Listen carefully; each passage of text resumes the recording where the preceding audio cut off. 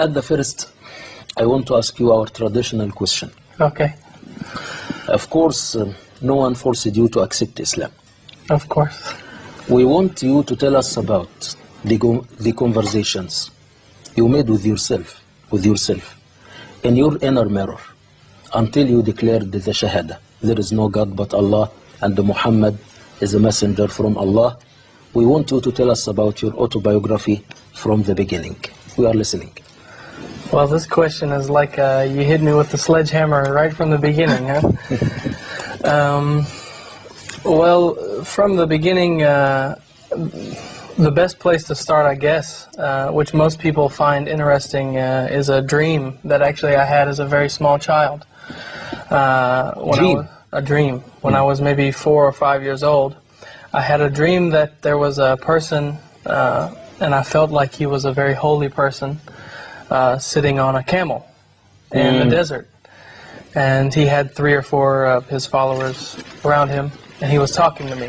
And I could never remember what he said. And I had this dream maybe 3 nights or 4 nights in a row. And woke up and, you know, I could never remember what he said, but I would always tell my mother about, you know, I saw this person in this dream, and, you know. You made conversations with him? Right, yeah, exactly. And so I guess you could say, since I was very young, what we would say, my spiritual eye was open. So I was always somebody who was very interested in religion from a very young age. And of course, I was raised in a Christian society, so I read the Bible, I believed in it, and found a lot of comfort, really, actually, reading it. But at the same time, you feel fear. You feel afraid that there's so many religions, how do I know that this is correct? So what I was searching for really was 2 things. I was searching for what we call yaqeen, certainty, as well as peace, and something that would make me feel really very calm, very, you know, at peace with myself and feel comfortable in what I believed. And so then I began to study all religions. I bought a book on world religions and read it, and really I was searching. And as part of my searching, part of my working out the issues I was having, I would actually, it's kind of a funny story, I would kind of play like a practical joke on people in my school. And I would tell them that I converted to any religion just to make a joke with them, and then after 2 weeks or 3 weeks I would tell them it was just a joke, and, you know, haha, I fooled you, you know. And so I had a friend that was kind of an accomplice in this, and he said to me one day, he said, why don't you become Muslim for a few weeks, you know, as a joke, this will be funny, you know, no one will believe that. And so I said, sure, why not, you know, I'll be Muslim. And you have to remember, at the same time I was searching for the truth, for yaqeen, and this was one of my ways of working this issue out, because people would ask you questions and you would have to find the answer. You know, they would say, oh, so you're a Hindu this week. Well, what do Hindus believe, you know? So you would have to find it. And they did the same thing with Islam. So you're a Muslim, what do you believe, you know? So I would do the research, and when they would ask me the questions, and after about 2 weeks, I was convinced. It never got to the point where I told them, after 2 weeks, it never got to the point where I told them it was just a joke. You know, I was ready to become Muslim at that point. So. I want to ask you one more question. Okay. In your opinion, what is the complete meaning of Islam? Well, it's not just one thing, really. It's not one answer that I can give. It's something that it starts with a simple belief that you find is very encompassing, actually. It means a lot of things. For example, it's not uncommon to hear of any scholar who writes 20 pages just about Surah Al-Ikhlas, you know, just 4 verses from Quran. But yet you find Surah Al-Ikhlas is very simple in its meaning. But it's something that is simple, but it covers so many things. So Islam is something that it's very basic. It's applicable to anyone. Anyone can understand it. But it's also something that is very deep, something that's very heavy.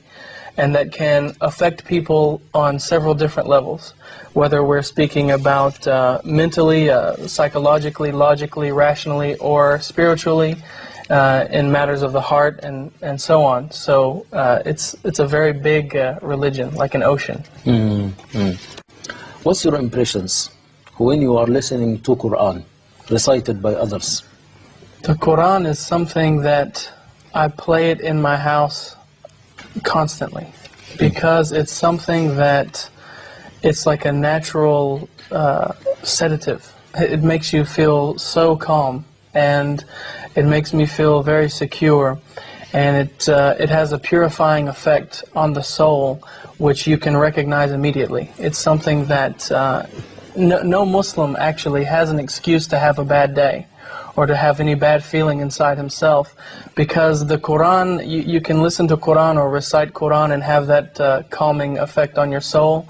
Take that time out to remember Allah subhanahu wa ta'ala, and this is something that is very special. It's a very special thing about our religion. Alhamdulillah. I want to ask you one more question. How could Quran help you seeking the right path?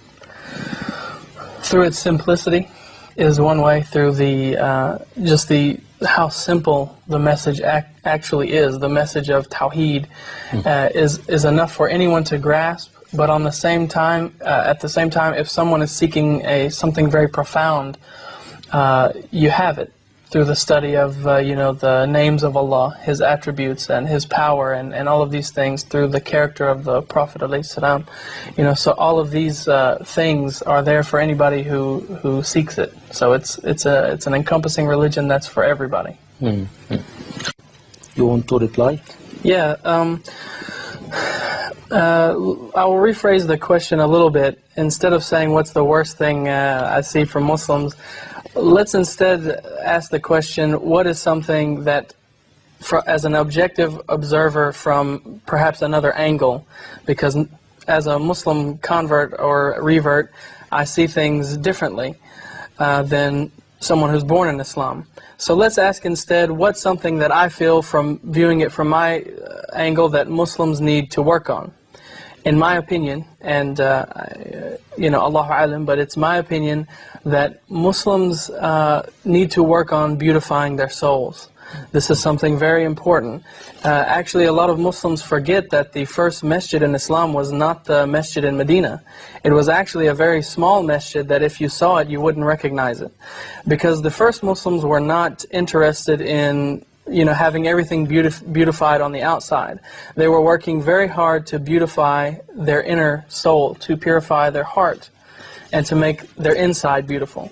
Because an inner change brings out outer results, and that's a fact.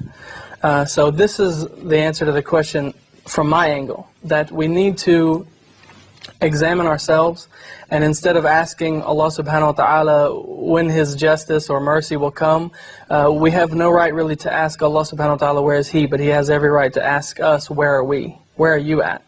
And this is something I've heard many Muslim scholars ask, and we need to pay attention to that question. Jazakallahu khairan. In 1 minute, in your opinion, in what way you can serve Islam in the future? By, again, this is my opinion, but by working on myself, because I think it's very important that what we say in English, we say like begets like. In other words, as you are, that's what you will produce, and that's what you will attract.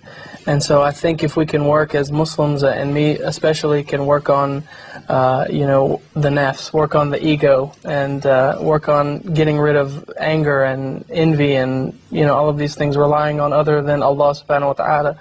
If we can work on that and you change yourself, you will see that the people around you start to change, and you will see that circumstances start to change.